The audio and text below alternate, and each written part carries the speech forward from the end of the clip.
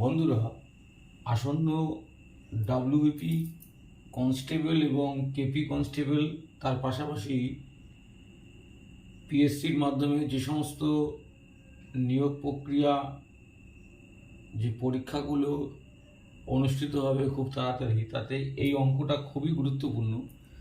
এই অঙ্কটা সাধারণত বিভিন্ন পরীক্ষায় এসেওছে, ঠিক আছে।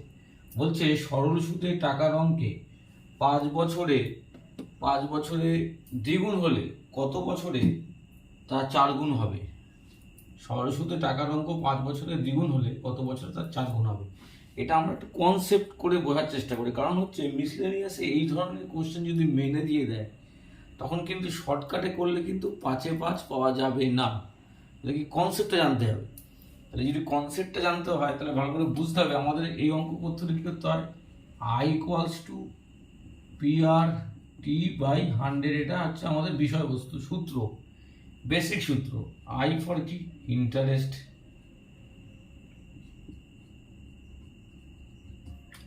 P ফর কি? প্রিন্সিপাল।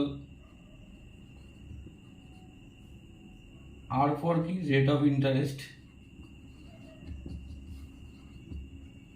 ঠিক আছে। T ফর হচ্ছে টাইম। এটা প্লিজ নোট ডাউন করে নাও এই বিষয়টা। এটার উপর বেস করেই এই অঙ্কটা কিন্তু হবে, বোঝা গেল। তাহলে I for interest, P for principal, R for rate of interest, T for time. এটা মুছলাম। এবার আমাকে বলেছে এখানে যে সরল সুদে টাকার অঙ্ক 5 বছরে দ্বিগুণ হলে, তাহলে আমি যদি এখানে প্রিন্সিপালকে আমি 100 ধরি, বোঝা গেল। কিছু টাকা তো দিয়েছে না, সরল সুদের টাকার অঙ্ক 5 বছরে দ্বিগুণ হলে, তার মানে দ্বিগুণ হচ্ছে। তার মানে কি? দ্বিগুণ হওয়া মানে, এই দ্বিগুণটা মানে হচ্ছে এখানে ব্যাংক তো তোমাকে এমনি এমনি টাকা দ্বিগুণ করে দেবে না, নিশ্চয়ই ওখানে তোমার আসলের সাথে সূত্রও আছে।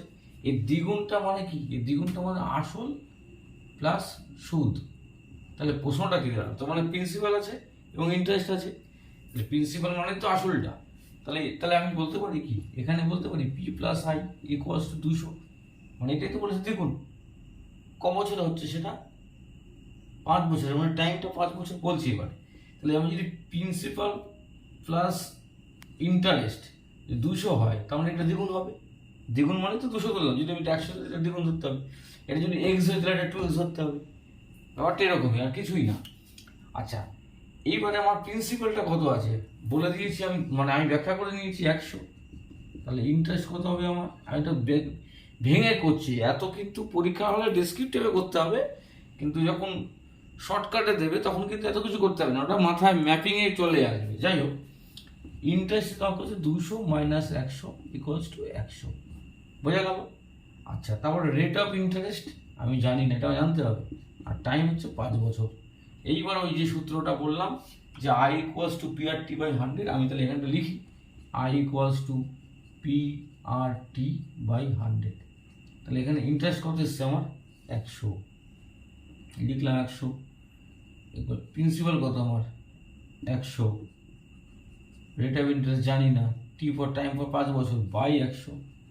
লিখতে পারি তো, ব্যাস। এইবার বিষয়টা কি হবে? আমাকে রেট অফ ইন্টারেস্ট জানতে হবে। রেট বাদিয়ে রাখলাম, এই 100 গুণ হয়ে গেল উপরে, বাই 100 × 5। এইটা তোমার মাথায় পরীক্ষা অনেক সময় কোশ্চেন আসে, এই পার্টটা থাকে না, এই একটা পার্ট থেকে কোশ্চেন আসে, তখন কিন্তু মাইন্ড ম্যাপিং, মানে প্রিন্সিপাল 100, প্রিন্সিপাল প্লাস ইন্টারেস্ট দ্বিগুণ মানে 200, তার মানে ইন্টারেস্ট পেলাম 100।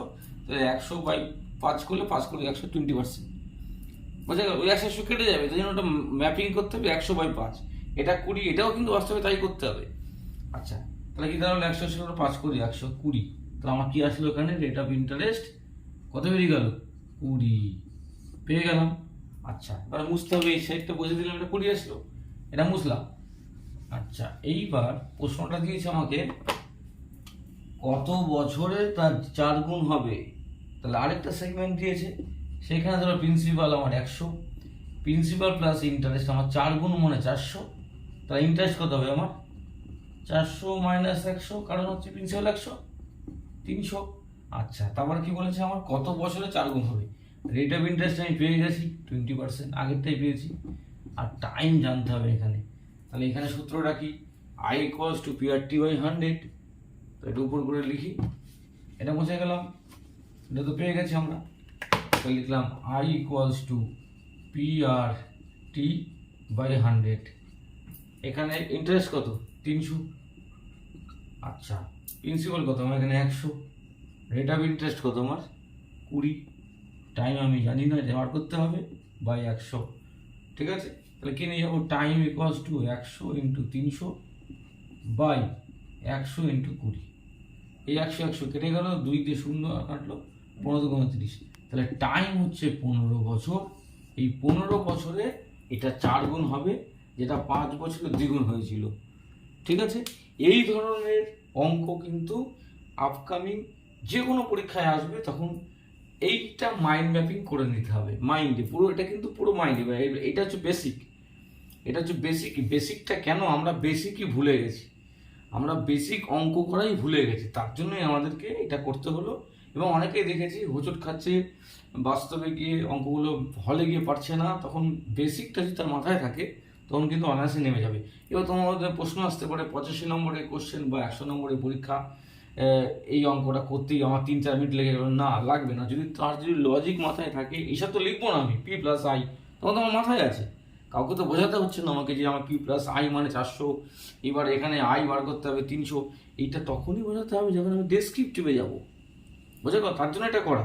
কিন্তু যখন শর্টকাটে যাবো বা ওয়ান শর্ট পরীক্ষা, তখন তো নিশ্চয়ই আমি এগুলো লিখবো না। এগুলো সব তো মাইন্ড ম্যাপিং।